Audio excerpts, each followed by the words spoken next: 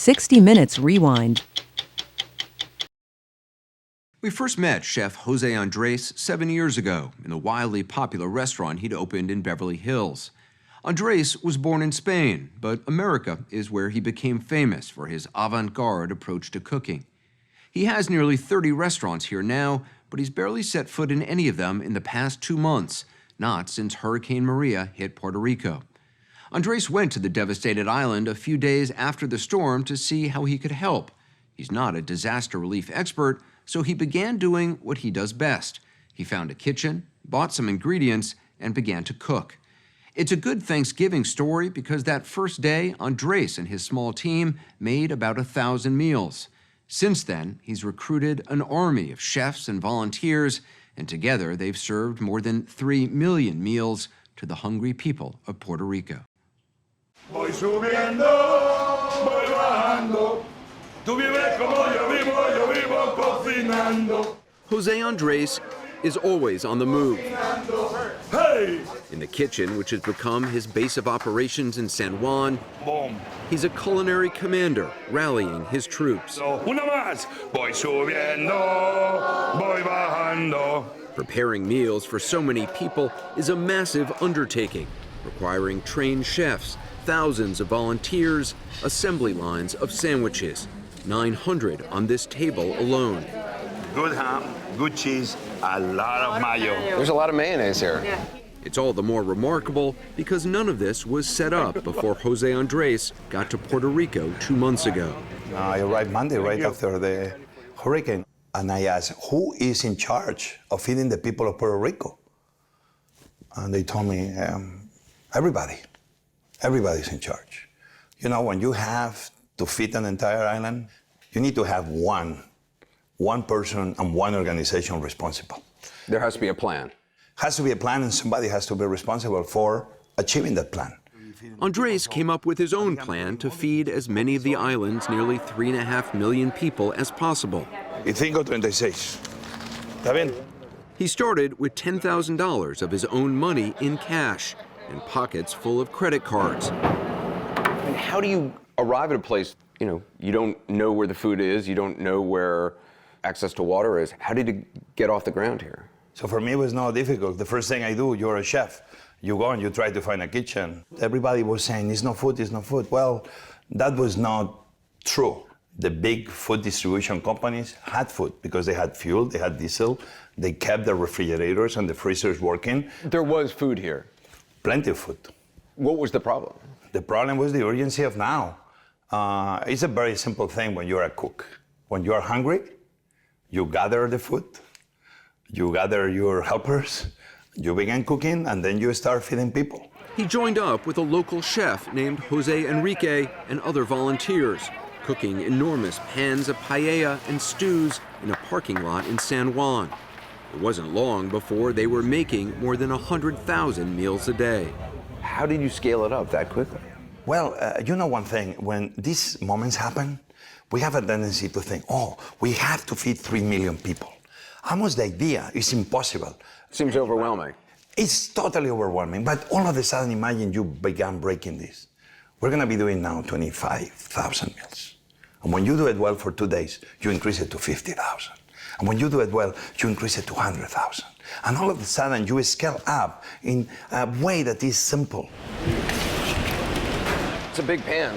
That's chicken, chickpeas. We try to put good amount of proteins, rice. Every Puerto Rican, I love rice. Ingredients are often improvised. They cook whatever they can buy. Techniques are improvised as well.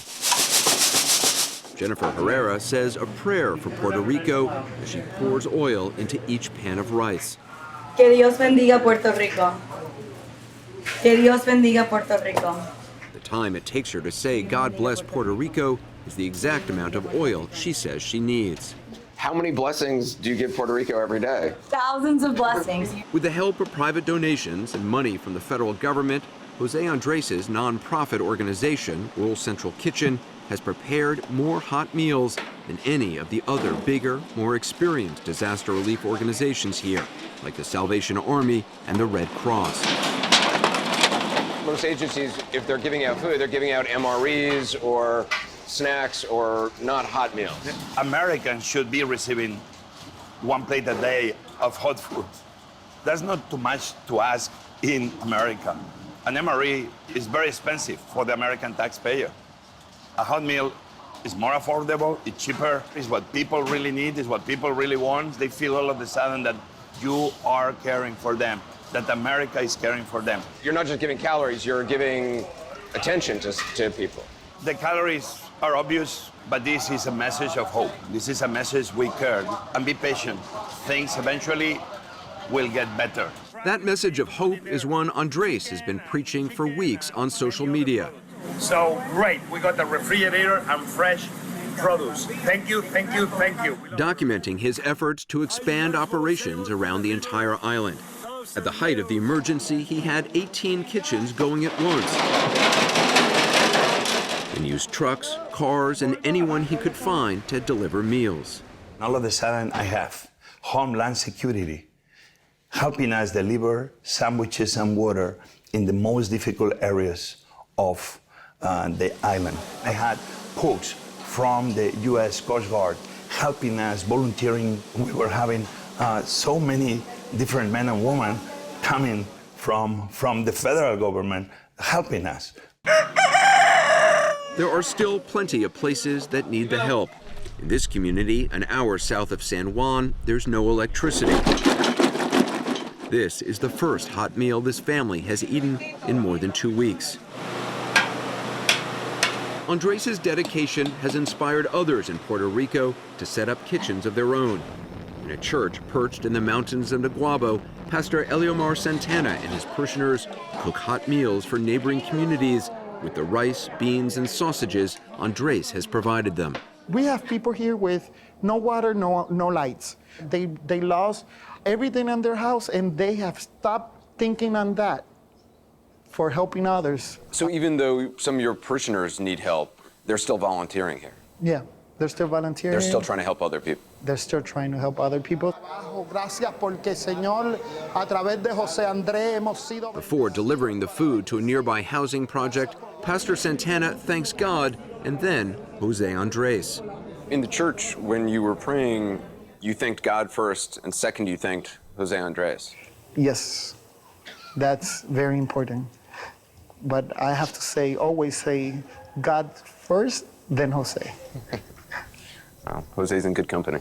Andrés' presence has not been without controversy. He's been critical of the federal government's response to the hurricane, and after attending meetings with FEMA, the Federal Emergency Management Agency, he called their headquarters in San Juan the most inefficient place on earth. Was that the frustration, that it was just bureaucratic, that there were a lot of meetings and you felt like things weren't getting done? We were already feeding 100,000 people a day, and I needed their help to make sure we had money to keep buying the food, to keep feeding this never-ending list of people in need. And there is where, call it red tape. Nothing was happening.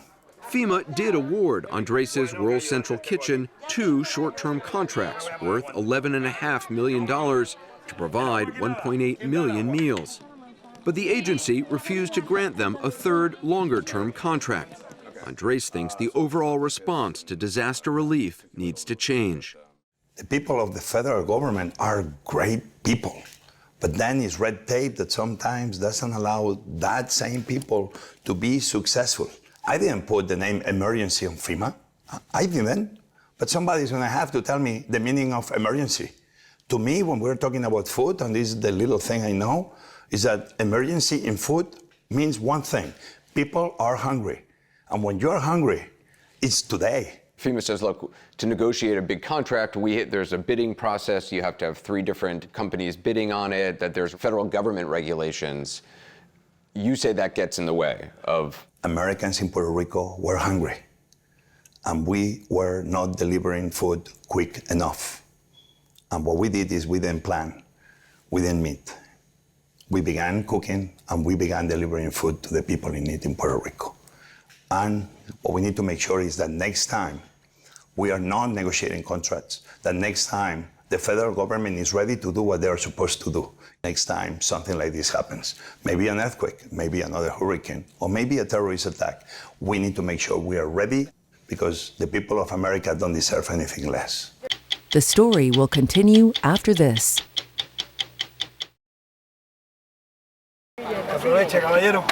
José Andrés' passion for disaster relief is a far cry from what excited him when we first met him in his restaurant in Beverly Hills in 2010. Liquid nitrogen. That's liquid nitrogen. Back then, he was leading a kind of culinary revolution, pioneering innovations in molecular gastronomy, marrying science with food in surprising and playful ways. Are you ready for this? Because I believe your life is going to change forever. I mean it. This is going to change my life? Maybe. Okay.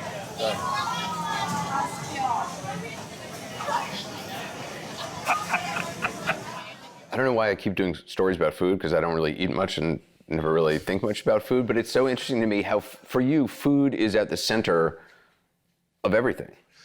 Anderson, food touches everything. Food is in our DNA. Food touches the economy, food is science, food is romanticism, food is health. Food has many of the opportunities to have a better tomorrow. That philosophy is at the heart of Andrés' humanitarian efforts around the globe. He founded World Central Kitchen after the earthquake in Haiti in 2010.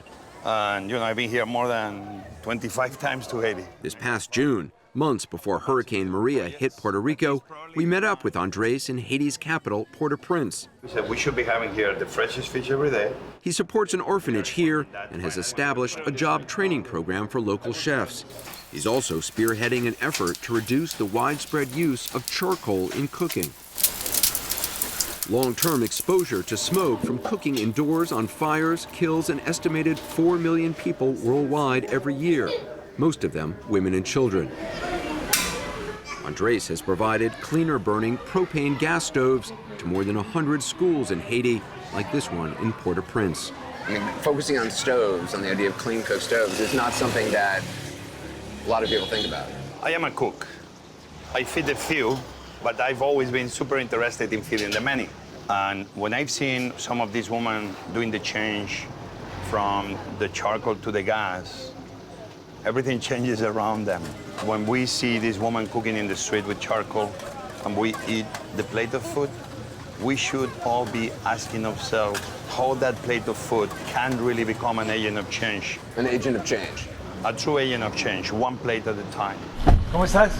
José Andrés spent Thanksgiving in Puerto Rico, continuing to feed people one plate at a time.